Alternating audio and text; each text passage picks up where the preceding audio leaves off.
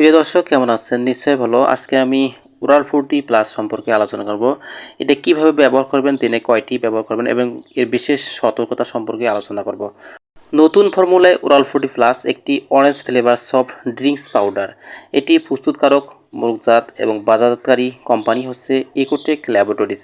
উপাদানসমূহ: glucose anhydrous FG 6.35 gram, dried sucrose FG 0.5 gram, citric acid FG 0.587 gram, sodium chloride FG 1.50 gram, gliding agent FG 0.587 gram, অনুমোদিত food grade orange flavour FG QS, অনুমোদিত food grade orange colour FG QS.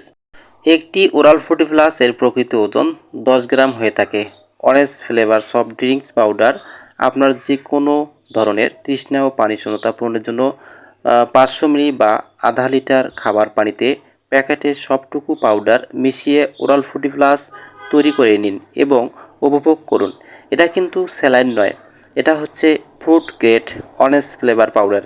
Diarrhoea বা যে কোনো ধরনের পাতলা পায়খানাজনিত পানি স্বল্পতার পূরণের জন্য অরেঞ্জ ফ্লেভার ড্রিঙ্কস পাউডার খাওয়া যাবে না। আপনার শরীরে ক্লান্তি দূর করার জন্য দিনে 2 থেকে 3টি ওরাল 40 প্লাস খেতে পারেন। একটি ওরাল 40 প্লাস এর সর্বোচ্চ খুচরা মূল্য 60 টাকা। কোনো কোনো দোকানদার তার ব্যবসার সুবাদে 5 টাকাও বিক্রি করেন। এতে কিন্তু দোকানদারের কিঞ্চিৎ লাভ হতে পারে। অনেক সময় দেখা যায় বাচ্চারা দাঁত দিয়ে প্যাকেট কেটে চেটে খাচ্ছে। এভাবে কখনো বাচ্চাদের খাওয়ানো যাবে না।